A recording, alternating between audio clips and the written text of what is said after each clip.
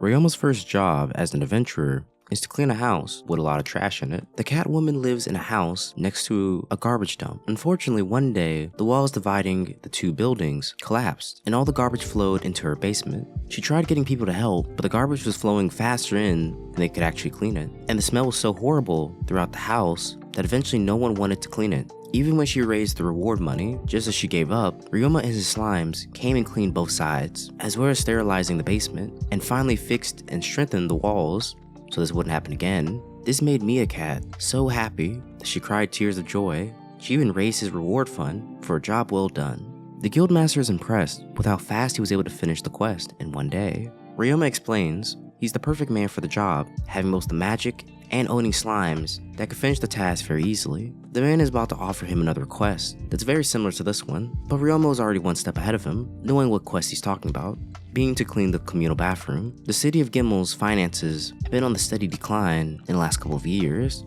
The job used to go to people in need, who were less fortunate, but the government officials docked their pay, claiming to do so because the people weren't working hard enough. So with how much work and such little pay, the people left for work elsewhere. Ryoma finds this natural for people to do so. Reminded of his past life, of being in a similar situation, he goes to the Jamils to inform them of the situation, telling them that he's accepting the job. Reinhardt was told by the officials the cost of living here in the town was unchanged, but if what Ryoma is saying is true, that means some embezzlement is happening in the background. Reinbach is even more angered by this, with the officials taking away money from their people. The reason why he's angry is because he's the one who called for the idea of the communal bathrooms and employed the people who used to work there, stating for the environmental and employment benefits. The next day, Ryoma is off to the pits to clean the dirty toilets. Each and every toilet area was 7 meters wide and 2 kilometers long, with a total of 30. He puts on his heavy-duty gear, boots, gloves, mask, with a cleaning slime to shield his head,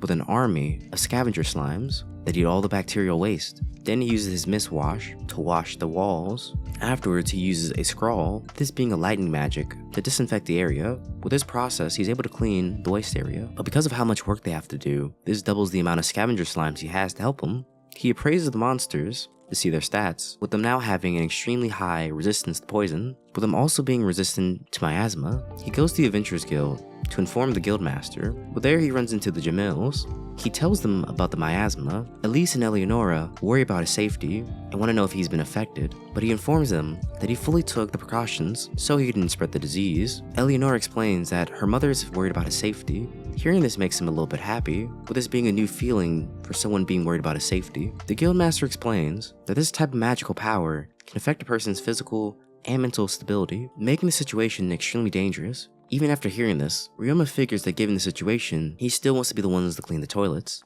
seeing that he's perfectly designed to finish the quest.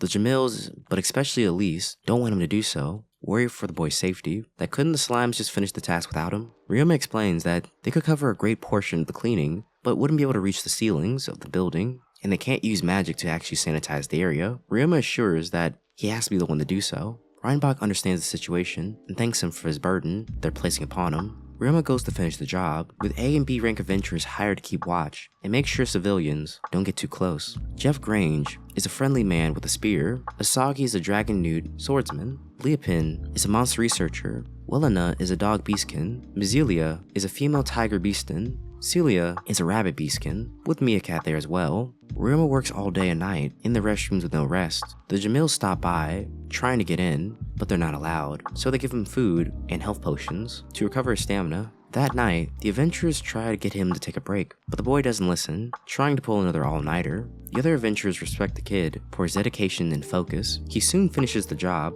with all the Adventurers Guild applauding his work. When he walks back home, he finally sees the morning sun, feeling a very similar feeling from his past world, remembering the feeling of completing a full night of a day's work. But when the door opens, everyone from the Jamil residence greet him back. Ryoma is floored, crying in Elise's arms, happy to have such a caring family, with him remembering that forgotten hole in his chest. The next morning, Eleonora woke up early to cook Ryoma some breakfast. With the help of her mother and the maids, wanting to ask the boy a favor, Eleonora wants him to teach her how to play with her magic like he suggested long ago, with the girl having just as much magical power as the reincarnated spirit that she resembles, making it very difficult to control. Ryoma excitedly agrees and promises to eat it all. When the girl asked how good it is, The boy says he loves it. With Zeph agreeing, Hughes tells him isn't it not harder to fail at a dish like this than to make it taste good, with Eleonora and the woman giving him a rather sour look. The butler Sebas asks Ryoma, is there anything he would like to learn? With the boy wanting to learn some attack magic, Camille offers to teach him. Ryoma instructs his lady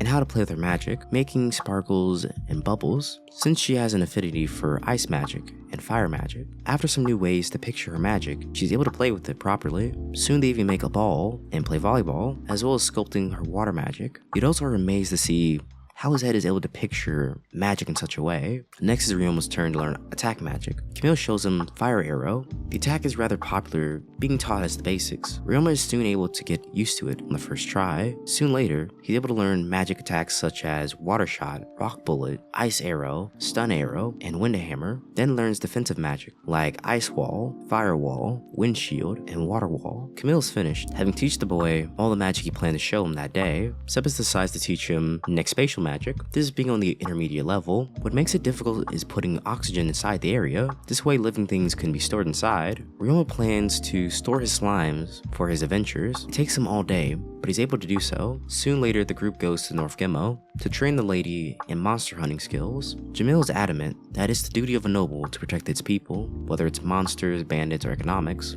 explaining that Eleonora will begin her training as royal in the capital. After they're done here, she begins her life as a noble. The two kids go inside the cave with Jamil's guards. The group runs into a cave mantis, who usually travel in packs of 30. Eleonora goes first, using an ice arrow, but she first misses, but is able to hit right below its head. Next to Ryoma, the group is worried, seeing that 4 of them have arrived, not knowing if he can handle them. Ryoma isn't scared, running in with his small daggers, with the group being further surprised by the small child. When they're about to turn back, Eleonora finds a metal slime, being extremely rare of breed. She corners the slime, giving it to Ryoma as a gift. They all make it out, and Reinhardt explains there's a bunch of cave bats inside the caves, with them needing to help the Adventurers Guild. Meanwhile, Ryoma is teaching his slimes how to fight, wielding weapons, as well as thinking about how the slime ended up a metal slime. Using the red soil to make iron, by using alchemy, he's able to separate the iron from the soil and remove the oxygen to make a shiny block of iron. The iron sparks like glass. Elder Jamil is reminded to go talk to the Morgan Trading Company to show off his skills to their leader. After seeing his skills, the man bows, having already been given his items that he's made,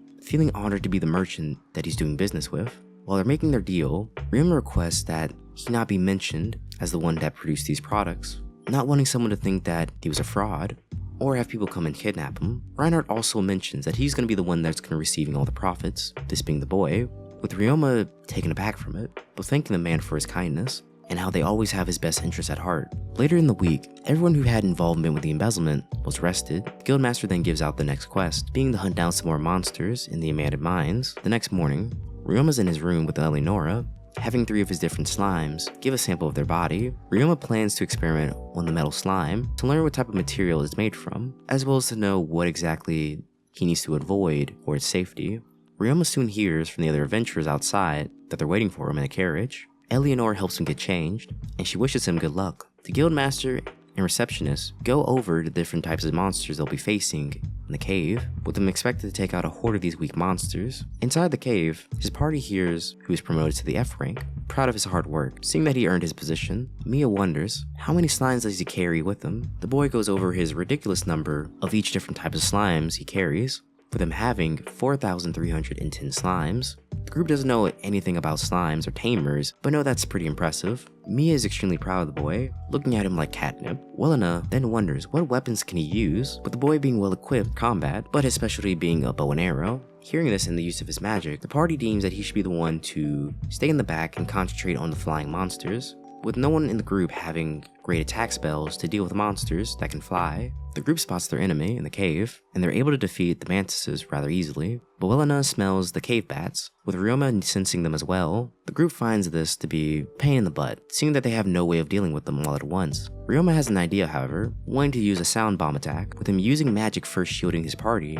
then using a sound bomb in the direction of the cave bats, defeating all of them at once, then having his sticky slimes clean up the mess, eating all of their bodies, eating all the bats. The group goes outside, only to be called back into a meeting. This time one of the groups stumbled upon a goblin village inside the cave, with around 500 goblins living inside, with them having to eliminate them as fast as possible because their numbers grow rather quickly. Mia and Celia round up all the goblins by insulting them first. The adventurers dug a trench with earth magic and then made a moat with acid. If the goblins are able to survive this, they're then going to be shot down with arrows, but the adventurers quickly become overrun by the numbers of goblins. With the archers running out of arrows, Ryoma announces to the guild that he has a plan, with him gathering all of his slimes. He then runs past his party to tell them that he's about to use a sound bomb. Welena directs the others to get as far away as possible. Ryoma makes a wall to shield them, and then another one around himself, and uses his sound attack. Then he takes the lead with a ground spear. The guild feels refreshed to continue the attack after seeing this.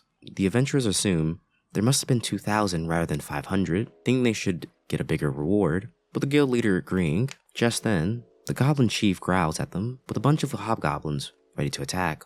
Ryoma calls for the slimes to be assembled, making a large wave of slimes that decompose their bodies. But before they decide to leave, Ryoma has his cleaner slimes clean up his party members. The party finds it to be remarkable, seeing that goblin grime is one of the hardest stains to ever get out, with them usually throwing away their clothes after fighting them. Mia makes a comment for him to start up a laundry business. When they make it out, Leopin makes a note that his healer slimes are casting high-level healing spells, with them evolving further. Some guild members walk up to Ryoma, thanking him for saving their lives. On the carriage home, his party members wonder more about his tamer abilities, and wonder why he's not a higher rank at the Tamer Guild, with his achievements not being recognized by the guild. At home, he wishes to discuss something with the family, with the boy wanting to separate from the family and have them stop supporting him. And this is where we'll leave off in today's video. And if you like today's video, here's another one just like it, so go check it out. I'll be breaking down this anime into multiple parts, and if you like the video, why not subscribe? I'll be uploading daily videos just like this one. So I'll see you next time.